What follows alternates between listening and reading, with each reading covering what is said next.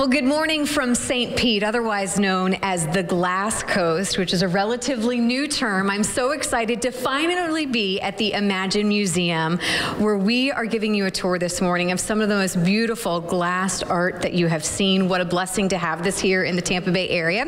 Let me introduce you to our guest. We have Jane here, the executive director of the museum. Let's first start with you. Okay. Congratulations, just celebrating 1 year. Can you believe it? 1 year that we have been in St. Pete and on this beautiful glass coast. And I encourage everyone, if they haven't been here, I forgive them for not coming that first year, but they must make it now. Yeah. So we have 14 galleries that tell the history of the studio glass movement in the United States. Yeah. It's a fascinating and wonderful story, and we have all the sculpture that will just uplift you as you see what has been produced here. And introduce Corey to us this morning, because he's a very special guest. We're very excited we happened to come on a day that you were here. Yes, Corey was here today, and I said, come along because you were so responsible for this collection. Corey, through Habitat Galleries, curated this collection that we have here at the Imagine Museum. So right now, we currently have over 700 pieces in the museum itself, and certainly more to come as we move forward. And opening soon, we will be able to announce the opening of an international museum. So, and that was when I first walked in, Corey. The size of this museum is truly remarkable, I think, to have something like this in St. Pete. Now, a year later, I mean, as we walk around, you were giving me a tour. What is your thought?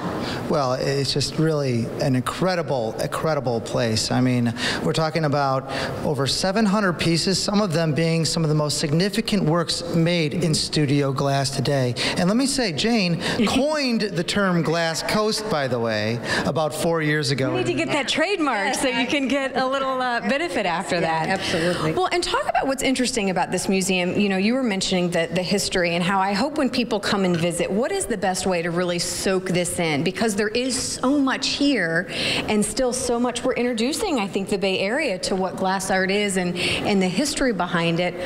What's the best way to soak it in, do you think? Well, it's a very interesting question, but the museum is laid out like an educational tool. So when you first walk in, you'll see work made from the 60s and 70s where these artists were experimenting with the material for the very first time. And as you walk through, you'll see the influences of Dale Chihuly and many of other artists that have followed in his wake. And then as you walk through, a visual treat. It really is just a visual treat.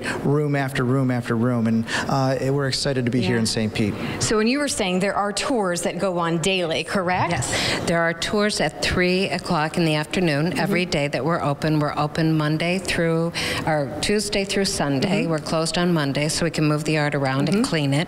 But I will say that this collection and having Corey here and the education that will be happening in the community with the visiting artists programs that we will have. We do have educational programs. We have Skype interviews ongoing right now. We have membership programs.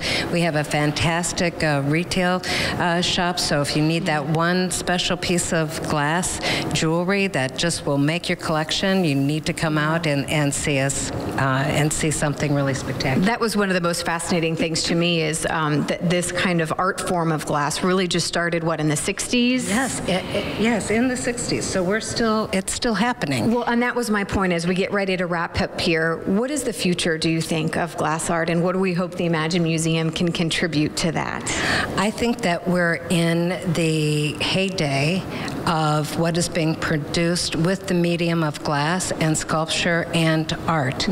And this museum, I do want to say that our mission is to inspire, to uplift, and to educate. And you will also see something very unique about our collection. It's beautiful. And so I just had a woman today walking through the gallery, and she said, you know, I started out my day, it wasn't the best start, you know, to the day, but walking through this, the beauty is just overwhelming, and now my day is great. So that's why I encourage people to come out, because the intention really, outside of learning about studio glass, it's really an afternoon where you can can be uplifted, and you really can be soothed by the beauty that's in this museum. So coming out and coming back, because like I said, there's so much in the future too. So happy to be here when you were here as well. Thank you for helping make this possible for the Bay Area as well. We look forward to seeing what's next for the team. Yes, well, we do. We have the Hampson Gallery opening next door, which will also be a thing. I mean, the work that you'll see in there will absolutely blow you away. Well, we'll put details for the Imagine Museum on our website so it's easy to find, but we need to go back. I still need to soak in more, so let's go back and do that. Thank you so much. Thank you so much.